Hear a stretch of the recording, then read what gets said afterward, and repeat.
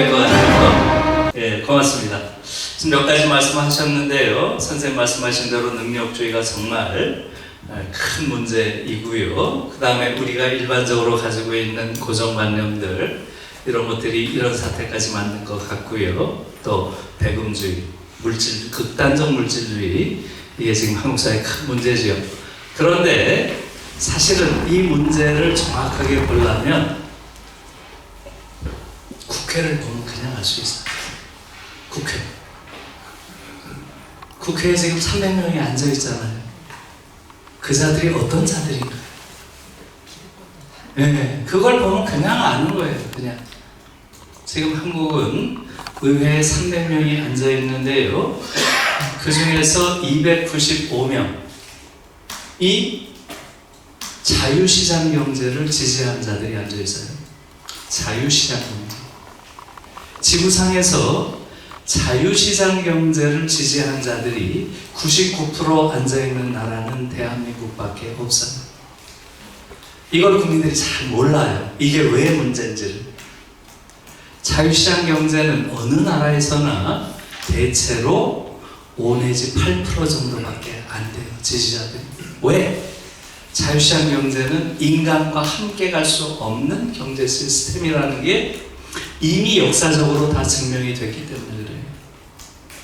여러분, 이렇게 생각하시면 쉽습니다. 조금 생각을 하셔야 돼요. 지난 20세기 내내 자본주의 시장경제와 사회주의 계획경제가 경쟁했죠? 그건 다 아시죠? 네, 그 결과도 우리가 알죠? 누가 이겼나요? 네, 자본주의 시장경제가 이겼죠? 왜 이겼나요? 뭐로 인해서 자본주의가 이겼을까요?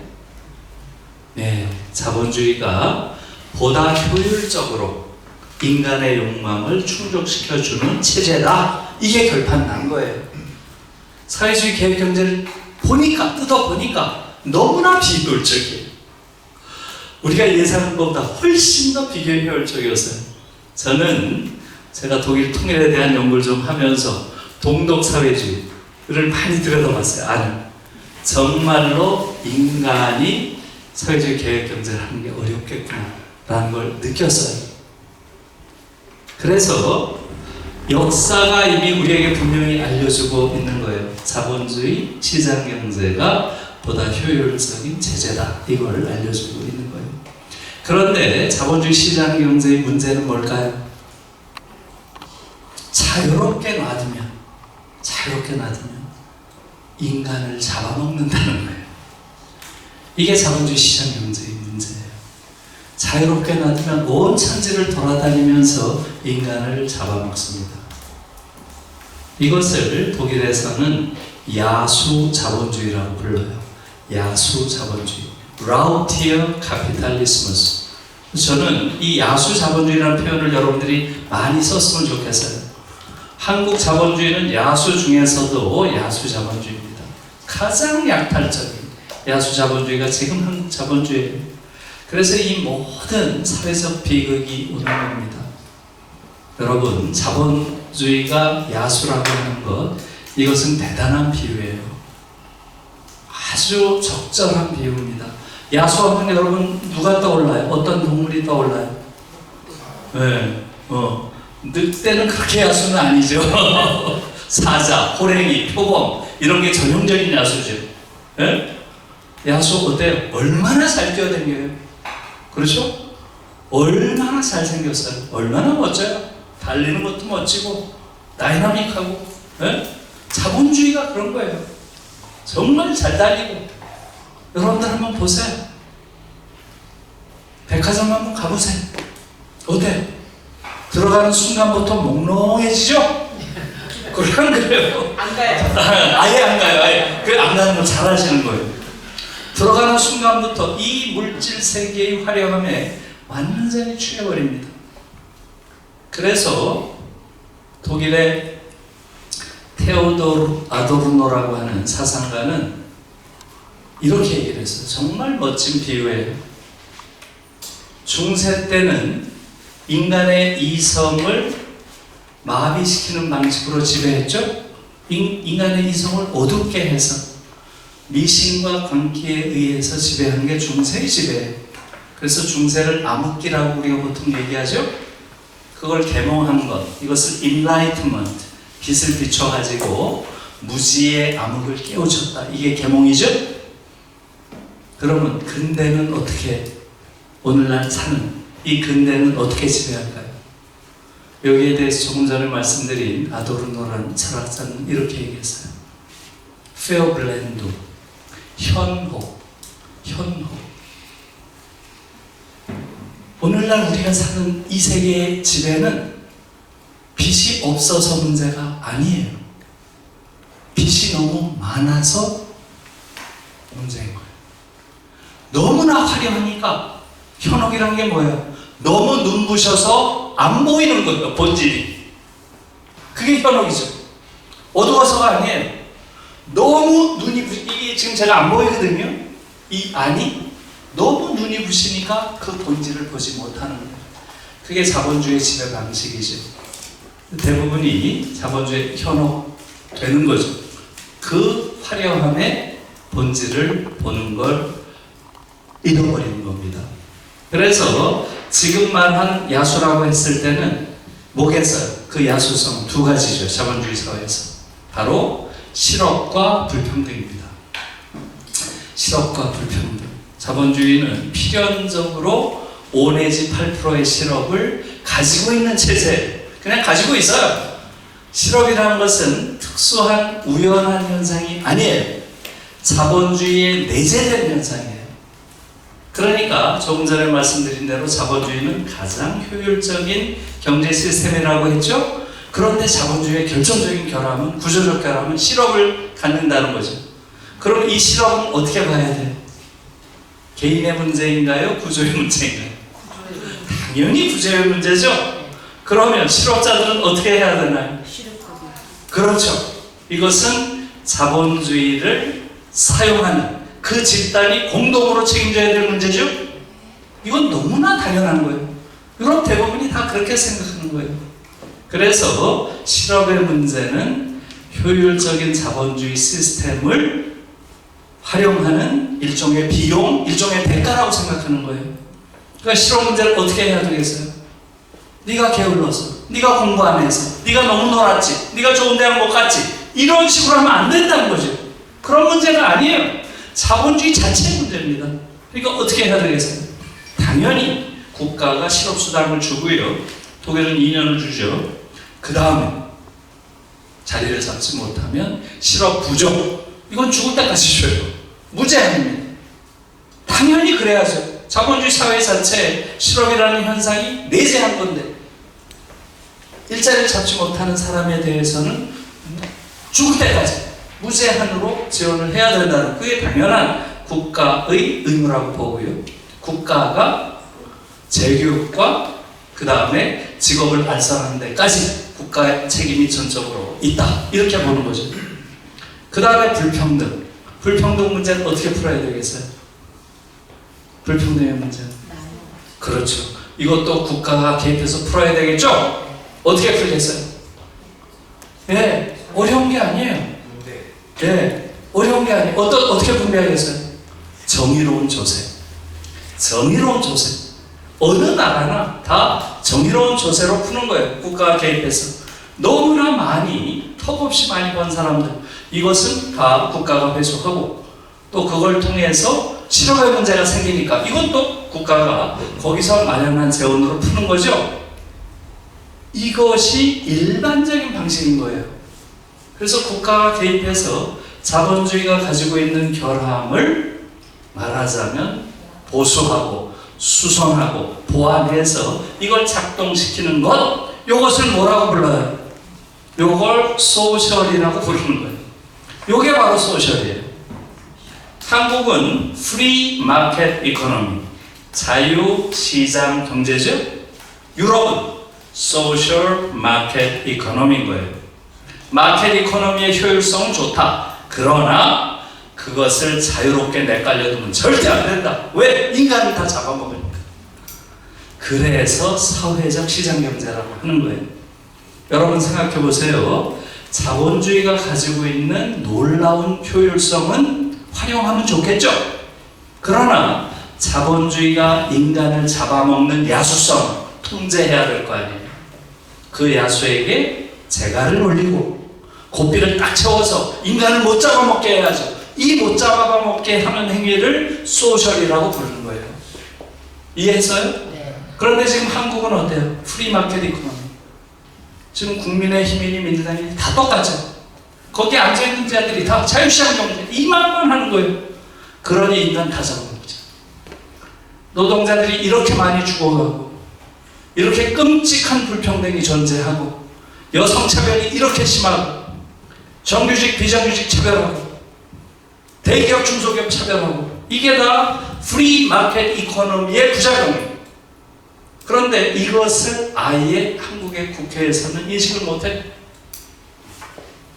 99%가 프리마켓 이코노미를 주장하고 있어요. 모르겠어요. 지금 5명이 정의당이겠죠. 정의당도 지금 그 중에 자유시장 경제 지지하는 지 얼마나인지 모르겠어요. 최소한 그들의 정론 정책 보면 자유시장 경제는 아닌 거죠. 여러분, 그러면 제가 똑같은 상황을 독일과 비교해 볼게요. 독일의 경우는 여러분 앙겔라 메르켈이라고 아시죠? 앙겔라 메르켈이 독일에서 가장 보수적인 정당의 수상이었던 거 아세요? 기독교 민주당. 독일에서 가장 보수적인 정당이 기독교 민주당이에요. 기독교 민주당의 앙겔라 메르켈이 16년을 했어요. 16년. 여러분, 보수주의라는 건 나쁜 게 아니에요. 앙겔라 메르켈이 진짜 보수인 거예요. 지금 한국 사회의 문제는 보수주의의 문제가 아니에요. 한국 사회의 근원적인 문제는 좋은 보수가 없다는 데 있어요. 좋은 보수가 없다는 데. 지금 소위 한국 사회에서 보수를 참칭하는 자들, 지금 국힘이라고 불리는 이 자들, 이들은 보수와 아무런 관계가 없는 사람들이에요. 여러분, 보수라는 게 뭐예요? 보수라고 하는 것은 기존의 질서를 지킨다, 이런 의미죠. 예. 원래 정치학 안에서 보면 보수주의와 자유주의라고 하는 것은, 자유주의는 개인의 자유를 가장 중요한 가치로 놓는 이러한 정치적 입장이고요. 보수주의는 개인의 자유보다는 기존의 사회적 질서, 공동체를 중시하는 거죠. 공동체 중에서 가장 대표적인 공동체, 근대 사회가 만들어낸 가장 보편적인 공동체가 뭐겠어요? 민족국가죠. 근대 사회가 다 민족국가로 이루어지게 되죠. 가장 중요한 공동체가 민족이죠. 그래서 보수주의자들은 예외 없이 민족주의자인 거예요. 민족주의자. 또 보수주의가 중시하는 게 뭐겠어요? 그 공동체가 함께 걸어온 길이죠. 역사예요, 역사. 그게 역사죠. 이걸 중시하는 거예요. 또 뭘 중시하나요? 그 공동체가 공유하고 있던 생활 방식. 이걸 뭐라고 불러요? 예, 문화겠죠, 문화. 예? 문화 전통, 맞아요. 이런 게 보수의 중요한 가치죠. 그러니까 보수의 사실은 가장 중요한 가치는 공동체, 민족, 역사, 문화예요. 이거 중요한 거 아니에요. 그런 게 있어야 되는 겁니다.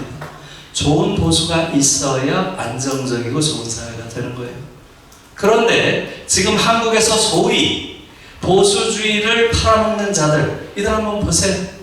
공동체를 중시해야 된다, 이런 뭐라 그래요? 빨갱이 이러고 나와요. 그래요, 안 그래요?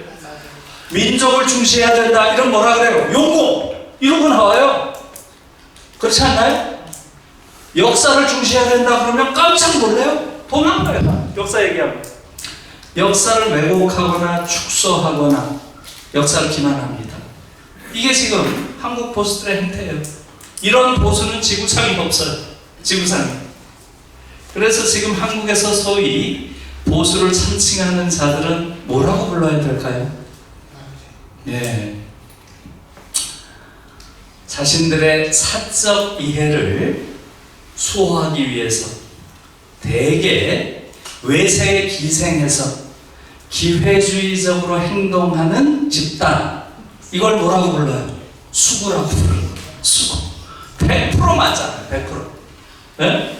그래서 지금 이른바 한국에서 보수라고 불리는 자들, 보수를 창칭하는 자들은 100% 순수한 수구예요. 제가 보고. 백범 선생이 총을 맞아서 사망한, 한국의 진짜 보수가 사망한 그 자리에 타고 앉아가지고 보수를 참칭하는 수구 세력이죠. 그러니까 지금 민주당 정도가 앵간히 그냥 보수인 거죠. 앵간히. 네? 공동체를 위하는 척하고 그냥 척만 해요. 별로 위하는 것 같지는 않습니다. 민족을 조금 중시하는 척하고 척만 해요. 문재인 정부 보세요.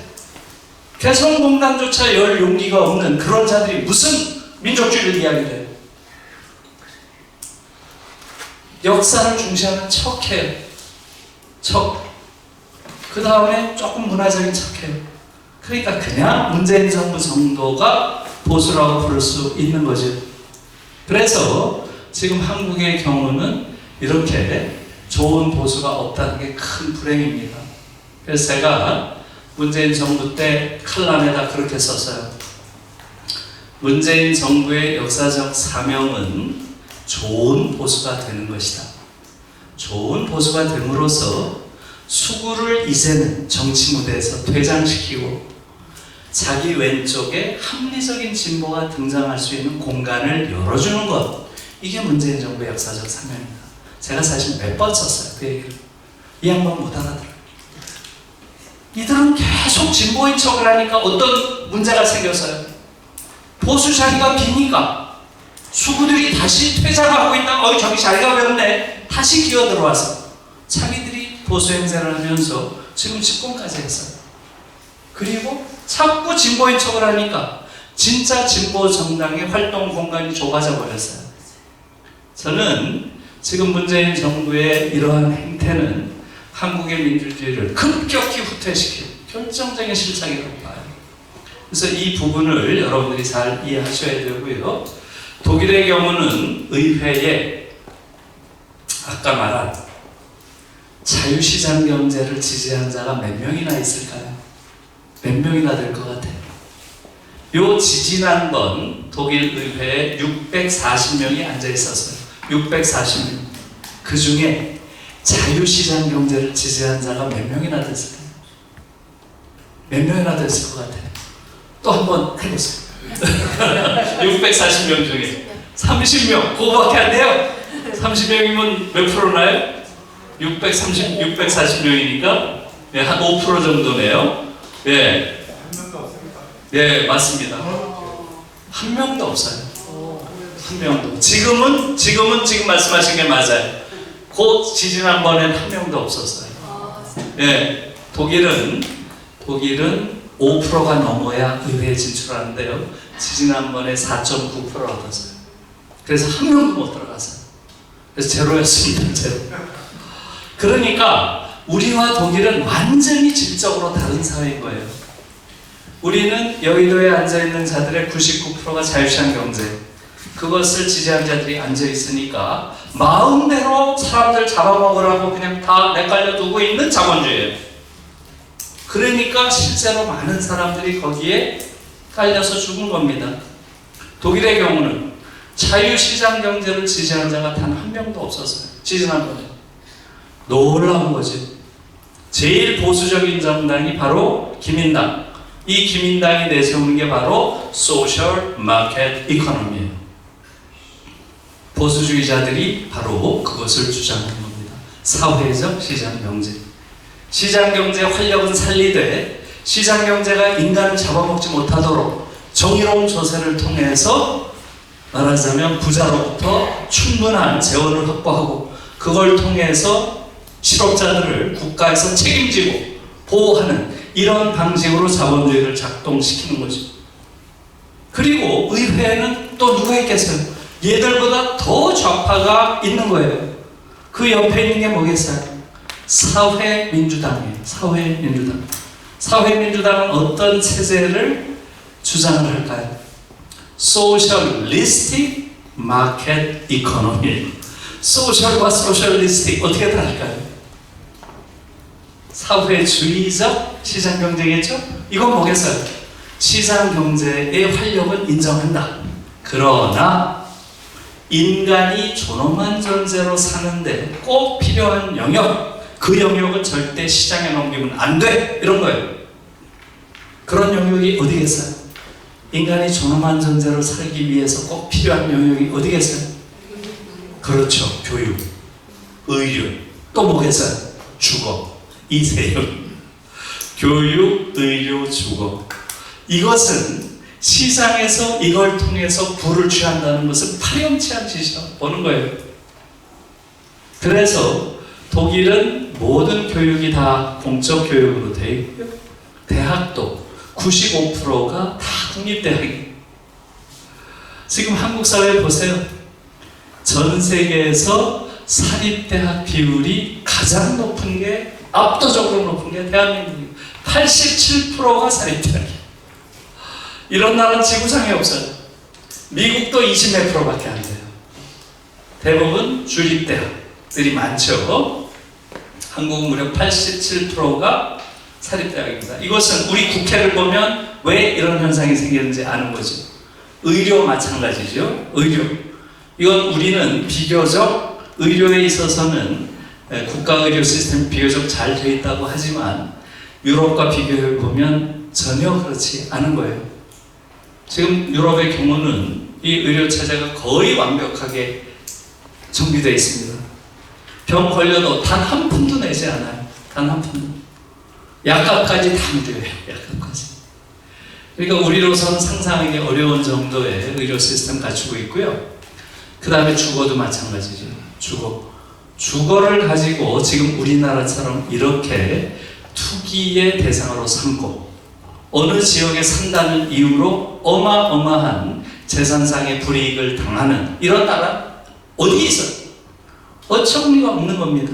그래서 3인당은 바로 의료, 주거, 그 다음에 교육, 이 부분은 시장에 맡기면 안 된다 하는 거 외치는 거고요. 그 왼쪽에 또 있죠. 어디겠어요? 녹색당이죠. 녹색당은 뭘 주장할까요? 예, 생태적 시장 경제를 주장해요. 시장 경제 좋다. 그건 인정한다. 그러나 자연을 파괴하는 거 절대 안 돼. 녹색당은 조금 세요. 굉장히 밀리탄트, 굉장히 아주 투쟁적이에요. 녹색당. 그래서 자연에 대한 파괴, 이것은 절대 용서 못한다. 이렇게 하고 있고요. 그 옆에 또 하나 있어요. 뭐겠어요? 네, 좌파당입니다. 얘들은 그냥 내놓고 좌파예요. 더 레프트. 당명도 그냥 더 레프트예요. 좌파당. 이 당은 어떻겠어요? 예, 이 당은 시장 경제를 부정합니다.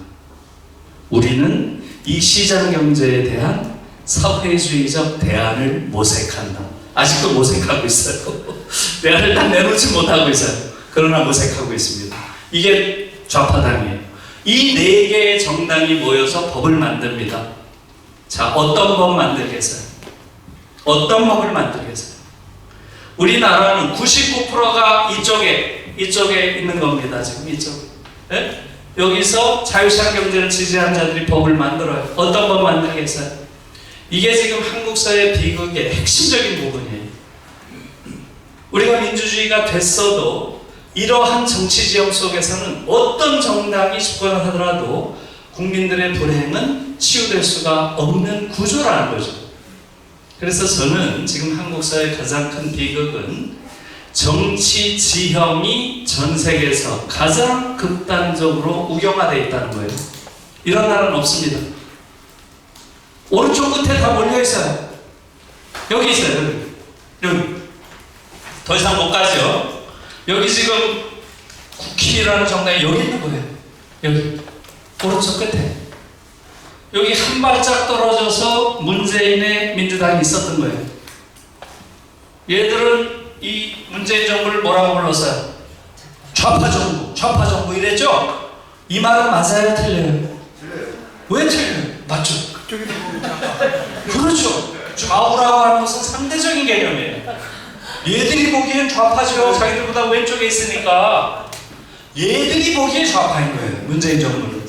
이제 이해했어요? 네. 한국의 수구들은 정직해요. 그걸 나쁘게 보면 안 돼요. 예. 얘들이 보기에는 좌파라고 보이는 거죠. 한 발짝 떨어져 있는 겁니다. 여러분, 이 둘 사이에는 거의 정책 차이가 없어요. 그렇기 때문에 이 둘 사이에 그렇게 요란하게 싸우는 거예요. 똑같습니다. 국민들이 이걸 알아버리면 안 되죠. 얘들이 뭘 가지고 싸워요? 여러분 잘 생각해 보세요. 정말로 중요한 일을 가지고 싸워본 적이 없어요. 얘네 둘은. 네? 전 세계에서 가장 많은 국민들이 자살하고 있죠? 이 문제를 해결하려고 싸우는 거 봤어요? 전 세계에서 가장 많은 노동자들이 죽어가고 있죠? 이 문제 해결한다고 싸우는 거 본 적 있어요? 전 세계에서 가장 많은 학생들이 고통받고 있어요. 이 교육 문제 해결한다고 싸우는 거 봤어요? 그걸로 안 싸워요. 중요한 걸로 전혀 싸우지 않아요. 왜? 차이가 없으니까. 얘들의 차이는 뭔가요? 딱 하나예요. 김정은이를 어떻게 볼 것인가. 이건 달라요. 이쪽 끝에 있는 자들은 김정은을 타도의 대상으로 봅니다. 이쪽 민주당 쪽에서 뭐라고 봐요? 타협의 대상으로 보죠. 그거 하나 달라요. 이재용이를 어떻게 볼 것인가. 이건 100% 똑같죠. 이재용이 사면한다니까 둘 다 만세 부르잖아요. 그래요? 그래요? 얘들은 완전히 자본주의 체제에 최적화된 시스템을 바라는 두 집단이에요. 여기에 한 세 발짝 떨어져서 심상정의 정의당이 있었던 거고요. 여기서 세 발짝 떨어져서 앙겔라 메르켈의 기독교 민주당이 여기 있는 거예요. 이제 좀 이해가 되죠? 네. 전 세계에서 이렇게 극단적으로 오른쪽 끝에 정당들이 모여있는 나라는 대한민국밖에 없습니다. 심지어 미국보다도 더 극단적으로 우경화되어 있어요. 미국 민주당 공화당이 있잖아요. 그 내부에 민주당 내부에 좌파 프랙션들이 있어요. 좌파 그룹들이 있습니다. 버니 샌더스, 엘리자베스 워렌, 이런 사람들의 정강정책 한번 보세요. 요번에 지난번 대선에서 버니 샌더스가 내세운 핵심 공약이 뭐예요? 대학 무상교육, 대학생 구체평가. 미국 대학생이 대다수가 빚쟁이에요. 우리랑 똑같아요. 빌려주니까. 그리고 은행에서 이 빚놀이를 또 해요. 그러니까 대학생들이 다 빚쟁이에요. 이러한 재원 마련을 위해서 부유제도 이렇게 된 거예요. 이 세 가지가 핵심 공약이었습니다. 여러분, 민주당 안에도 이런 분파들이 있는 거예요. 한국 정치 보세요. 이런 거 주장하는 정당 본 적 있어요? 미국보다도 보수적이에요. 이런 나라 지구상에 없습니다. 그래서 지금 한국은 독일에서 가장 보수적인 정당이 한국에서 가장 진보적인 정당보다 진보적이에요. 그럼 이제 조금 이해가 가요? 앙겔라 메르켈이 자신이 가지고 있는 정강 정책을 그대로 가지고 한국의 대통령 선거에 나왔다. 어떤 일이 벌어질 것 같아요? 어떤 일이 벌어질 것 같아요? 네? 한국의 관점에서 보면 앙겔라 메르켈 같은 보수주의자가 한국의 관점에서 보면 어떻게 평가받을 것 같아요? 북한으로 가라. 예, 예를 들어서 앙겔라 메르켈의 교육 정책은 어떻게 되어 있나요? 대학 무상교육, 그렇죠? 그 다음에 모든 대학생들에게는 생활비를 지급해야 한다. 한 달에 120만 원씩. 이게 지금 기독교 민주당의 기본 그 정책이에요. 네? 이게 한국에 와서 이게 독일의 가장 보수적인 정당인데 그 정당이 이런 이야기를 하면 한국에서 어떻게 되겠어요? 이건 무슨 좌빨 정도가 아니에요.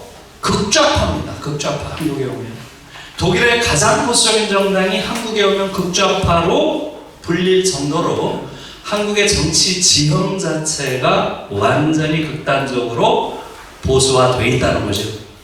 그래서 이걸 인식하지 못하는 한 한국의 민주주의는 실질적인 민주주의로 되기가 어렵다는 거예요. 한국은 왜 이렇게 극단적으로 우경화되어 있는 그러한 정치 지형을 가졌을까요? 이 오른쪽 끝에 있는 아까 말씀하신 대로 분단 체제 때문이죠. 전 세계에서 유일하게 한국만 분단되어 있죠. 이러한 상황이 정치 지형을 극단적으로 오른쪽 끝에 놓이게 만들었고요. 이것을 국민들이 정확하게 인식하지를 못하고 있어요. 이 극우 쪽에 있는 이쪽을 보수라고 주장을 하고요. 그 한 발짝 옆에 있는 자가 진보래. 이것은 국제적인 정치 지형 안에서 보면 있을 수 없는 얘기예요. 민주당 정도는 보수 중에 보수입니다. 보수 중에 또 상당한 보수죠. 민주당의 정권 정책을 보면. 그래서 실질적으로는 이 둘 사이에 거의 차이가 없어요. 근데 국민들이 이걸 잘 모르고 있잖아요. 그래서 저는 우리 김종인 씨가 참 중요한 역할을 한다고 봐요. 이분이 틈만 나면 이 정치 세계에 들어오죠? 아마 내년에 또 들어올 거예요. 무슨 선거가 있다면 등장하죠? 이분을 나쁘게 생각하면 안 돼요.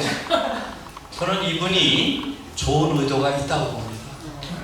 왜 자꾸 이분이 나올까요? 그 노후를 이끌고 왜 나올까요? 국민들을 계몽하려고 그러죠. 국민들은 이 둘 사이에 엄청난 차이가 있는 줄 알아요. 아무 차이가 없다는 걸 아무리 얘기해도 못 알아듣잖아요. 그러니까 이 전에는 누구 옆에 서 있었어요? 요 전에 문재인 옆에 서 있었잖아요. 여러분 다 기억나요? 또 요 직전에는 누구 옆에 서 있었어요? 윤석열 옆에 서 있잖아요. 어떻게 이렇게 왔다 갔다 할 수 있죠?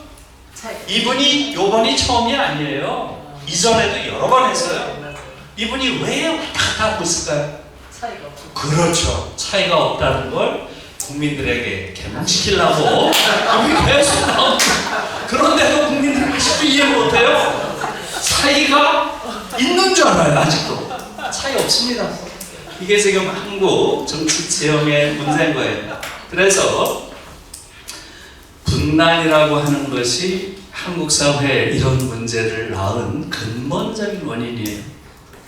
그러니까 이 분단과 통일의 문제는 한국 사회가 가지고 있는 많은 문제들 중에 하나의 문제가 아닙니다. 이걸 잘 아셔야 돼요. 우리 지금 많은 문제를 가지고 있죠? 경제 문제, 복지 문제, 재벌의 문제, 교육의 문제, 사회적인 문제, 너무나 많은 문제를 가지고 있어요. 그 중에 통일 문제가 있는 게 아닙니다, 여러분.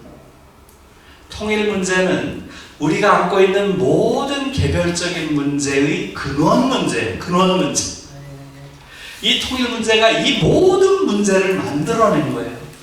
그리고 이 모든 문제가 해결되지 않는 그 바탕에는 이 분단의 문제가 해결되지 않아서 그래요. 그래서 여러분, 이 분단 체제는 대한민국이라는 국가를 가장 볼품없는 국가로 만들었어요. 이렇게 볼품없는 국가가 어디 있어요? 우리가 아까 말한 대로 30, 50클럽에 들어갔고 그 중에서도 제국주의 과거가 없는 정말 자랑스러운 나라인데 근대 국가의 기본 조건이라는 관점에서 보면 이렇게 볼품없는 국가가 없는 거예요. 여러분, 군대 국가의 두 가지 조건이 뭐겠어요? 첫째, 민족 자격. 둘째, 국민 주권이에요. 이것은 모든 군대 국가가 가지고 있는 거예요. 그런데 우리는 민족 자격도 국민 주권도 없어요. 이런 나라가 어디에 있어요?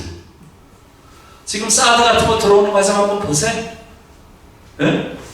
2017년에 전쟁 직전까지 갔어요, 우리가. 그 당시에 전 세계 정신과 의사들이 저 사람은 정신이 온전한 자가 아닌데 라고 부르는 자가 우리의 목숨을 좌우하는 결정적인 결정권을 가지고 있었어요. 우리의 핵무기를 쓸 수 있는 군사 지휘권을 가진 게 트럼프였잖아요. 트럼프는 뭐라고 불러요? 정신의학자들이 쟤는 온전한 정신의 인간이 아니다. 다 정신의학자들이 그렇게 부르는 자가 우리의 생사여탈권을 쥐고 있는 이런 어처구니 없는 상황. 이런 나라가 어디에 있어요? 그리고 한국 사회라는 이 사회를 완전히 기형적인 사회로 만들었죠. 조금 전에 다 말씀드렸죠. 그리고 세 번째로 한국인의 성격 구조, 내면 구조를 완전히 왜곡시켜놨습니다. 제가 지금 여러분들이랑 한 1시간여를 이야기했지만 저는 앞으로는 이 이야기를 하지만 뒤로는 제 뒤통수는 엄청 바빴어요. 검열하느라. 단어 하나하나를 검열하고 있어요, 제가 지금. 그래서 굉장히 신중하게 하고 있는 거예요. 모든 한국인들은 자동 검열 기계입니다. 이런 나라가 어디에 있어요? 그래서 이 분단 체제라고 하는 것은 대한민국이라는 국가를 기형화하고요, 한국 사회라고 하는 이 사회를 기형화하고요, 한국인을 기형화시키는 총체적인 기형화의 원인입니다. 그래서 분단 체제를 극복하지 못하는 한 대한민국은 정상국가가 되는 게 불가능하고요, 한국 사회는 정상사회가 되기 어렵고요, 한국인들은 온전한 인격을 가진 자유로운 개인이 되는 게 불가능합니다. 우리를 총체적으로 옥죄고 있는 이러한 상황이 바로 분단 체제입니다. 그래서 저는 이 분단 체제는 신속하게 해체되고 넘어서야 될 우리의 가장 중요한 과제가 여기 있다고 봅니다. 제가 문재인 정부에 대해서 너무나 실망을 하고 좀 가혹하게 비판을 한 이유는 바로 거기서요. 해방 이후 처음으로 분단 체제를 극복할 기회가 눈앞에 와 있는데 이걸 잡지를 않고 트럼프 밑에 가서 벌벌 기는 이걸 보고 저는 너무 분노했어요. 제가 그래서 여러 번 칼럼으로 썼습니다. 그런 기회는 앞으로 안 올 겁니다. 아마도. 전 지금 비관적으로 봐요. 우리가 앞으로 맞을 가능성은 통일의 가능성보다 전쟁의 가능성입니다. 거기에 대해서는 문재인이라고 하는 전 대통령이 큰 책임을 져야 됩니다. 여기에 대해서 제가 쓴 칼럼을 여러분들이 한번 읽어보시길 바랍니다. 제가 문재인 독트린을 천명해라. 이걸 2번인가 3번 썼어요. 같은 제목으로. 독트린이라고 하는 것은 외교 원칙이에요. 외교 원칙. 그러니까 트럼프를 만나면 자꾸 굽신대니까 그런 거 하지 말고 외교 원칙을 객관적으로 천명하고 나는 이 원칙대로 한다. 이렇게 하면 되는 거 아니에요? 왜 개성공단을 여는데 트럼프한테 가서 굽신거리면서 허가를 받아요? 무슨 우리가 식민지예요? 개성공단 우리가 하는 건데 정말 어처구니가 없는 것이고요. 이런 것들이 분단 체제를 극복할 수 있는 기회를 잃게 했다는데 저는 지금도 분노하고 있습니다. 그래서 제가 계속 이야기하는 것은 분단 체제 극복은 신속하게, 즉 평화 체제를 만드는 것, 이것은 신속하게 해야 됩니다. 평화는 신속하게, 통일은 신중하게 가야 돼요. 이것도 지금 오늘은 거기에 대한 이야기를 많이 못했지만 통일 과정을 통해서 이 한반도에 살고 있는 모든 사람들이 더 행복하고 더 존엄한 존재가 되는 그런 통일이 돼야 되는 것이지, 누가 승자가 되고 누가 패자가 돼서 더 깊은 착취 체제를 만드는 방식의 통일은 절대로 있으면 안 됩니다. 그래서 신중해야 되는 거죠. 그래서 여러분들에게 마지막으로 당부드리고 싶은 것은 평화는 신속하게, 통일은 신중하게, 이것을 조금 기억해 주시길 바랍니다. 고맙습니다.